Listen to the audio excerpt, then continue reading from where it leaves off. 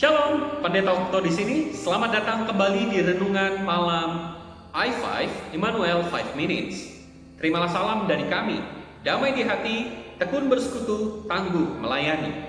Bapak Ibu Saudara yang terkasih, tentu tubuh kita ini sudah letih karena aktivitas pekerjaan yang kita lakukan selama satu hari.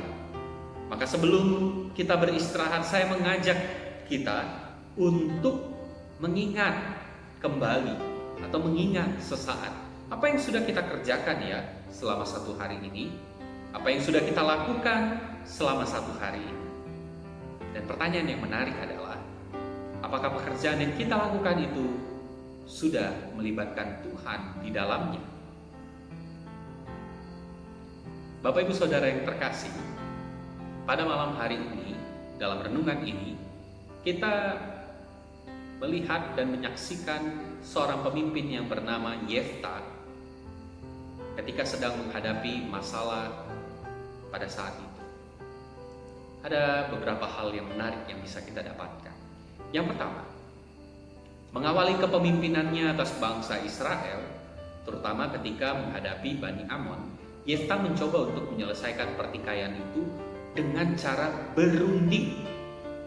Ia mengutus orang untuk menghadap Raja Amon, menanyakan apa yang menjadi kesalahan bangsa Israel sehingga mereka menyerang bangsa Israel. Yefta mendapatkan jawaban dari Raja Amon bahwa Raja Amon menuduh orang Israel mengambil tanah mereka. Kedua, Yefta kembali mengutus orang kepada Raja Amon dengan menitipkan pesan bahwa tuduhan yang dilakukan atau yang dimaksudkan oleh Raja Amon tidak benar, tidak berdasar, dan tidak bisa dijadikan alasan bagi Raja Amon untuk menyerang orang Israel. Lalu Yefta menerangkan bahwa sebenarnya Allah sendiri melarang orang Israel untuk menduduki daerah Amon dan Moab, sebab daerah itu diperuntukkan bagi keturunan Lot, keponakan Abraham. Masih ingat ya, ketika Abraham dan Lot berselisih, lalu mereka menyelesaikan masalahnya, Lot mengambil tanah di satu bagian dan di sisi lainnya Abraham tinggal dan menempati tanah tersebut. Karena itu orang Israel berjalan menyusuri perbatasan tanah Moab, lalu menduduki daerah sebelah utara Sungai Arnon. Sungai Arnon dahulu memang termasuk daerah Moab, tetapi pada waktu itu sudah diduduki dan dikuasai oleh orang Amori, dan bangsa Israel merebutnya dari orang Amori. Mereka juga sudah menduduki daerah itu selama lebih kurang 300 tahun lamanya. Yang ketiga, perundingan itu gagal terjadi. Tidak ada kesepakatan di dalamnya. Sebab Raja Amon tetap menuntut orang Israel untuk mengembalikan tanah yang sudah mereka kuasai. Karena perundingan tersebut gagal, maka Yefta menyerang Bani Amon. Bapak Ibu Saudara yang terkasih, melihat apa yang dilakukan oleh Yefta dalam menyelesaikan masalah sungguh patut untuk dapat kita jadikan contoh. Kita dapat melihatnya bahwa untuk menyelesaikan masalah, hal pertama yang harus diupayakan adalah jalan damai dan berunding. Ini adalah tindakan pertama atau hal pertama yang harus dilakukan. Sebab jika dengan jalan damai atau berunding, maka masalah bisa diselesaikan, dan tentu tidak perlu ada kekerasan ataupun pertikaian di dalam. Bila dengan jalan damai saja masalah bisa diselesaikan. Budaya kekerasan saat ini seringkali menjadi cara untuk menyelesaikan masalah, sedangkan budaya damai sudah mulai terkikis.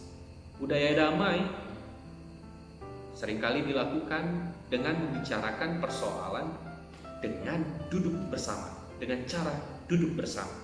Dan inilah salah satu yang harus menjadi keprihatinan gereja, supaya gereja terus menyerukan, menyuarakan menyerukan, menyuarakan kepada warga jemaat agar cinta damai dan hidup dalam kasih dengan sesama itu menjadi hal yang penting dan hal-hal yang pertama untuk dilakukan. Hal yang kedua yang dapat kita petik dari Yeftah adalah cara Yeftah menyelesaikan persoalan dapat kita simpulkan sebagai cara yang hanya dapat dilakukan oleh orang yang bijaksana, atau cara yang hanya dapat dilakukan oleh orang yang mengenal Tuhan dan ajarannya. Bapak Ibu Saudara yang terkasih, tadi saya mengatakan di awal bahwa budaya kekerasan saat ini semakin marak terjadi. Itu bisa kita lihat dan kita perhatikan di media sosial, di mana ujaran-ujaran kebencian itu sering kali disuarakan. Komentar-komentar yang bernada kebencian itu sering disuarakan. Status-status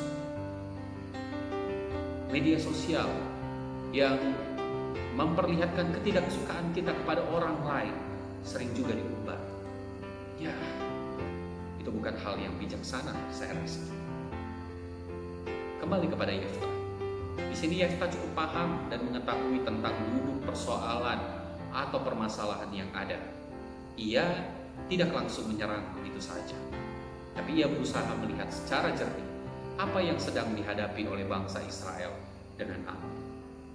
Maka benarlah bila perkataan seorang bijaksana yang mengatakan seorang pemimpin tentu bukan hanya dilihat dari kepintarannya saja, tetapi yang terpenting adalah kebijaksanaannya dalam menyelesaikan setiap persoalan atau masalah. Selamat malam, selamat beristirahat. Sampai bertemu kembali dalam renungan i5 selanjutnya. Tuhan Yesus memberkati saudara.